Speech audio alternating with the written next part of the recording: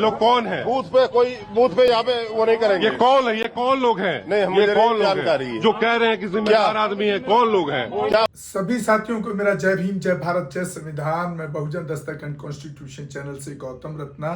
और साथियों, आज हम बात कर रहे हैं यूपी के उपचुनाव की। जो कल वोटिंग हुई उसमें किस तरीके से संविधान की धज्जियां उड़ाई गई इस सरकार द्वारा और चुनाव आयोग के द्वारा। वहां पर जो पुलिस ऑफिसर्स पोस्टिंग है, किस तरीके से वो योगी और मोदी सरकार के जो उनके पर्सनल आदेश को, मैं समझता हूं कि ये पर्सनल आदेश हो सकते हैं, मौखिक आदेश हो सकते हैं, जिसको वो फॉलो करते नजर आए। साथियों, आप देखिए इस वीडियो में पूरा का पूरा ये जो खेल किया गया वो आप देख सकते हैं। मुझे इनसे बात करने दीजिए। बोलिए। मोबाइल कोई नहीं लेके जाएगा, कोई पान, बीड़ी, सिगरेट, माचिस किसी के पास नहीं मिलनी चाहिए। समझ में आ गया? ये कह रहे हैं कि इनके पास पहचान पत्र है, वोट साहब अंदर, डीएम साहब अंदर है, सब पूरा देश आपको देख रहा है, लाइव चल रहे हैं। ये बता रहे हैं लाठी चार्ज किया गया पुलिस की तरफ। गलती करेंगे तो लाठी खाएंगे। ये हमारा देश संविधान से चलता है। आईडी है, सारी चीजें हैं, वोट है, लेकिन उसके बाद भी वोट नहीं। ग्राम ककरौली में फोर्स देखिए आप, फोर्स का क्या आलम है, किस तरीके से यहाँ पर वोटरों को परेशान किया जा रहा है। मतलब आज जो है मतदान का दिन है, लोगों को एक आजादी है इस लोकतंत्र में अपनी बात कहने की।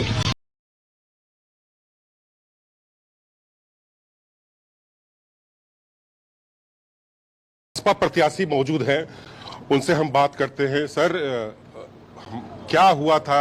कारण क्या? कुछ वोटर्स हमारे साथ आए थे, हमारे साथ वोटिंग करने गए, क्या है? देखिए, यहाँ मुजफ्फरनगर में मीरापुर विधानसभा पे जो चुनाव हो रहा है, चुनाव होना था आज, लेकिन ये खाली कागजों की फॉर्मेलिटी पूरी करा रहे हैं। कागजों की फॉर्मेलिटी किस लिए?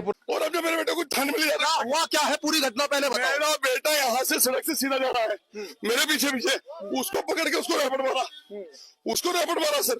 और फिर अब जाकर उसने कहा तुमने ऐसा क्यों किया? उसको बिठा के औलाद में डालने जा रहे, थाने में ले जा रहे। तो हमें चुनाव क्यों लड़ा रहे सर? हमें इस लोकतंत्र में जब लोकतंत्र की हत्या करने पा गया, मेरे बेटे को लेके बताओ, मेरे बच्चे को इन्होंने रैपट मारा, इसलिए सफेद वाले ने इसने रैपट मारा है मेरे बच्चे के। खास तौर से जहां अल्पसंख्यक समाज है उसको वोट नहीं डालने गया।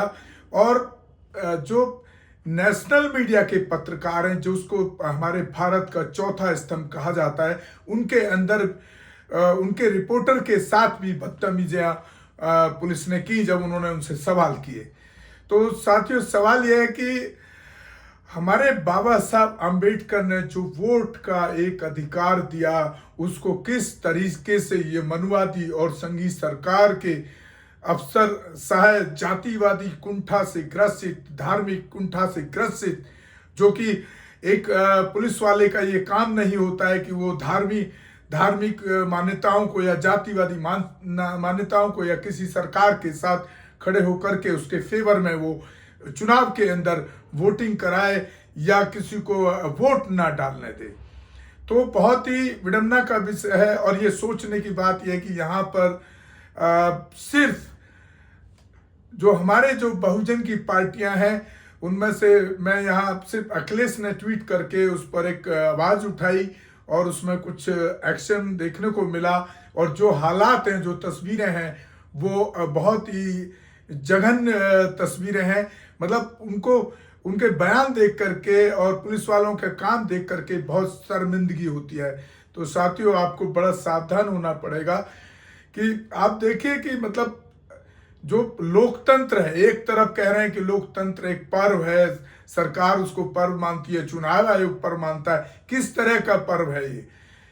कितनी मुश्किल से बाबा साहब अंबेडकर, जो बहुजन समाज खासतौर से वंचितों के लिए 2 वोट की मांग कर रहे थे, उसको उस टाइम गांधी ने नहीं होने दिया, जिस पर गांधी ने भूख हड़ताल की और फिर एक फैसला पूना पैक्ट के रूप में निकल के आया। तो बहुत सारे ऐसे तथ्य हैं। ये मैं बीच में हम आपको बाबा साहब की हिस्ट्री और अपने बहुजन महापुरुषों के इतिहास को हम बताने की कोशिश हमेशा करते रहते हैं।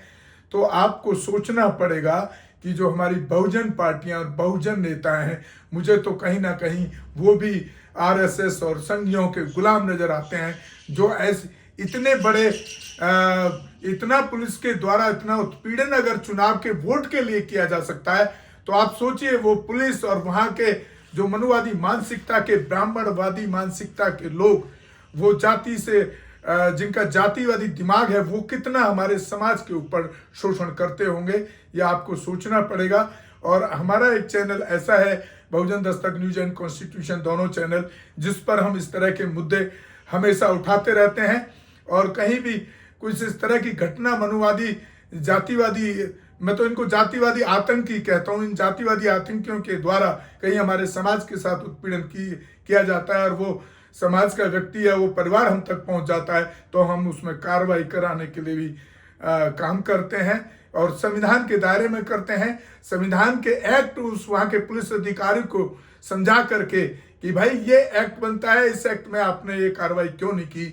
जब वो समझ जाता है कि हाँ भाई जो सामने वाला व्यक्ति गौतम रत्ना जो बात कर रहे हैं दिल्ली से, वो संविधान की नॉलेज रखते हैं, तो उसको तुरंत एक्शन लेना पड़ता है। ये काम हम लगातार कर रहे हैं।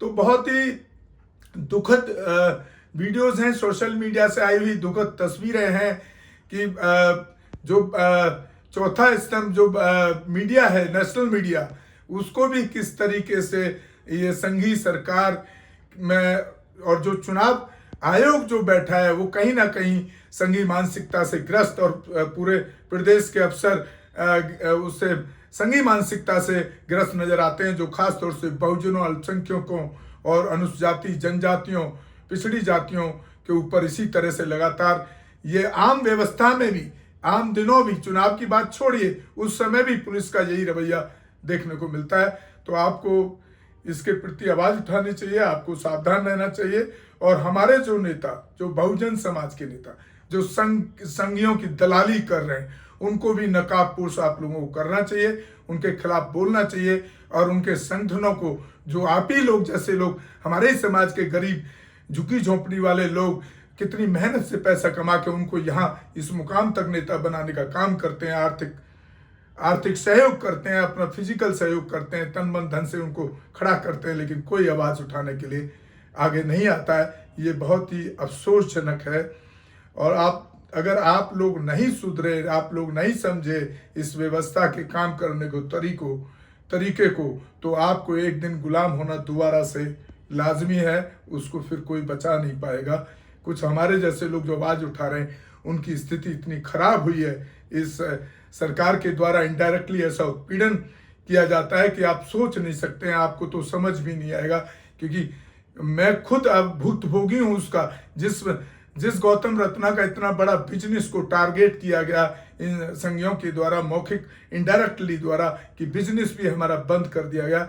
और हम सिर्फ अब समाज की लड़ाई लड़ते हैं, और समाज की लड़ाई को हम डरते नहीं हैं, ना डरेंगे, और इसको हम इसी तरीके से लड़ते रहेंगे। और ख़ास तौर से यूपी में और जहाँ जहाँ भाजपा की सरकार, आप देख रहे हैं हमारे लोगों पर कितना उत्पीड़न लगातार जारी है इन संघियों और इन मनुस्मृति मानसिकता के लोगों द्वारा।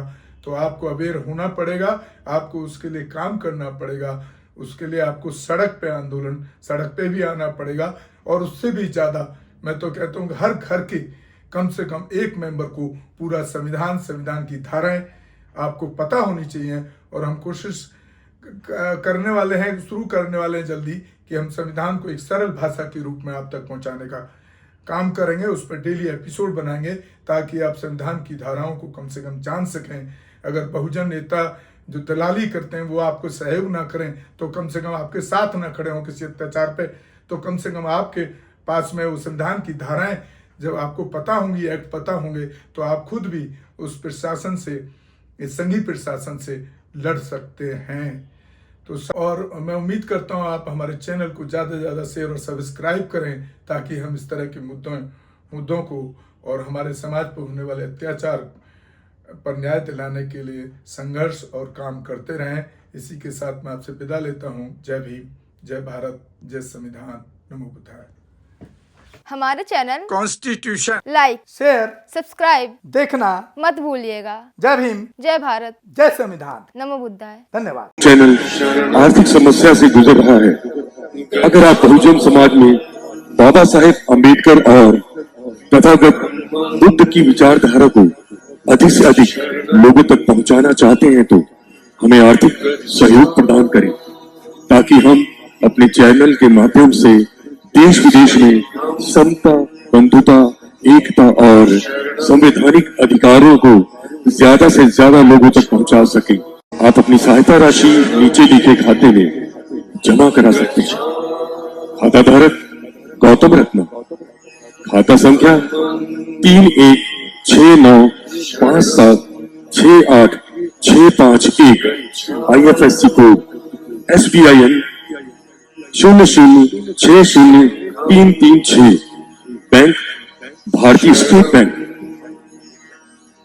आप हमारे बैंक खाते का विवरण स्क्रीन पर भी देख सकते हैं।